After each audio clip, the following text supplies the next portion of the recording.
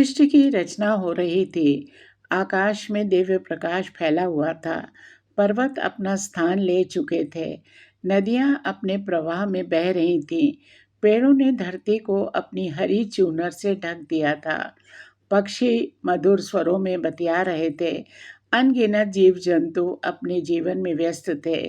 देवगण इस अद्भुत सृष्टि को भाव विभोर होकर निहार रहे थे। तभी ब्रह्मांड में एक गंभीर करुणामयी दिव्य आवाज गूंजी। हे देवगण, आज मैं अपनी सबसे अनोखी रहस्यमय अनमोल रचना का रहस्य आपको दिखाने जा रहा हूँ। ध्यान से देखें, क्योंकि आज जो बनने जा रहा है वही आने वाले युगों का आधार होगा। देवताओं ने श्रद्धापूर्वक अपने हाथ जोड़ लिए। एक देव ने कहा, प्रभु, आपकी हर रचना अद्भुत है।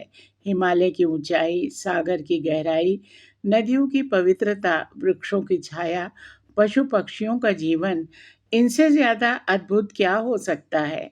भगवान मुस्कुराए और बोले, अभी मेरी सबसे अनमोल रचना तो देखी ही नहीं। आज जो बनेगा वही पूरी सृष्टि का रक्षक भी होगा और विनाश का कारण भी बन सकता है। उसके कर्म तय करेंगे कि यह संसार स्वर्ग बनेगा या नर्क। भगवान धीरे धीरे धरती की तरफ बढ़े। उन्होंने अपने हाथों को जमीन पर रखा और बड़े प्रेम से कहा, हे पवित्र धरती, तुमने असंख्य बीजों को अंकुरित किया है। तुमने वृक्षों को जन्म दिया, पर्वतों को संभाला और जीवन को पोषित किया है। आज अपनी सबसे पवित्र मिट्टी मुझे सौंपो, क्योंकि मैं अपनी सर्वश्रेष्ठ रचना रचने जा रहा हूँ। धरती माता ने विनम्र स्वर में कहा, प्रभु, ये मिट्टी आपकी ही है। मैं तो केवल आपकी शक्ति का माध्यम हूँ। अगर मेरी गोद की ये धूल आपकी महान रचना का आधार बने तो इससे बड़ा सौभाग्य मेरे लिए क्या हो सकता है? ये कहते ही धरती की गोद से बहुत कोमल, सुगंधित, तेजस्वी मिट्टी भगवान के हाथों में आ गई। भगवान ने उस मिट्टी को बड़े प्रेम से गूंथा, उसमें पांचों तत्वों का संतुलन बनाया। पृथ्वी की स्थिरता, जल की शीतलता, अग्नि का तेज, वायु की गति और आकाश की अनंतता उसमें समाहित कर दी। फिर उन्होंने अपनी दिव्य चेतना का अंश उसमें प्रवाहित किया। सोने, चांदी या लोहे जैसी मजबूत धातु से भी तो इसका निर्माण हो सकता था। भगवान मुस्कुराए। उन्होंने पास पड़ी एक मुट्ठी मिट्टी उठाई और बोले, बताओ, क्या तुमने कभी सोने में जीवन अंकुरित होते देखा है? देवता ने सिर झुकाकर कहा, नहीं प्रभु। भगवान ने फिर पूछा, क्या चांदी में कभी कोई चीज उगी है? देवता बोले, कभी नहीं प्रभु। भगवान का तीसरा सवाल था, क्या लोहे की कठोर चट्टान से कभी कोई पौधा निकला है? उत्तर फिर वही था, ऐसा तो कभी संभव ही नहीं।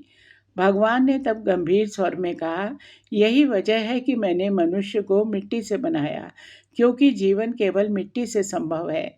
बीज उसी में अंकुरित होते हैं, पेड़ उसी से फलते फूलते हैं, फूल उसी में खिलते हैं, अन्न उसी से उत्पन्न होता है। मिट्टी केवल शरीर नहीं बनाती, वो जीवन को जन्म देती है।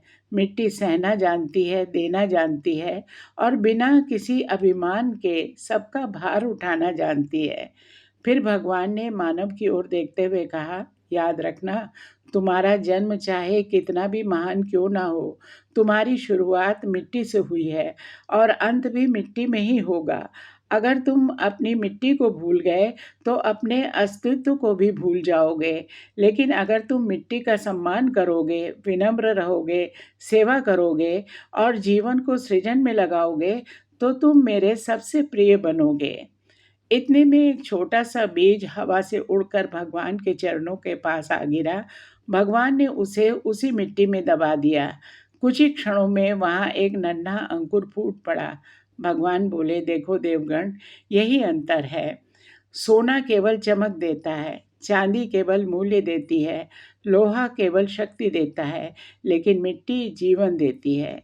इसलिए जिसने अपनी मिट्टी से प्रेम करना सीख लिया, उसने सृष्टि के सबसे बड़े रहस्य को जान लिया।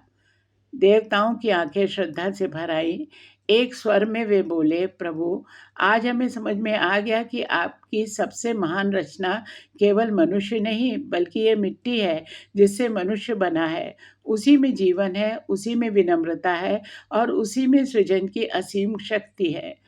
भगवान ने आखिर में मानव को आशीर्वाद देते हुए कहा, जब तक तुम अपनी मिट्टी, अपने माता पिता, अपने कर्म और अपने संस्कारों का सम्मान करोगे, तब तक मेरी कृपा तुम पर बनी रहेगी। लेकिन जिस दिन तुम अभिमान में अपनी जड़ों को भूल जाओगे, उसी दिन तुम्हारी शक्ति क्षीण होने लगेगी। इसलिए हमेशा याद रखना, जो अपनी मिट्टी को नहीं भूलता, वही जीवन का सच्चा अर्थ समझ पाता है। यही मेरी सृष्टि का असली रहस्य है। उम्मीद है कहानी आपको पसंद आई होगी। नमस्कार।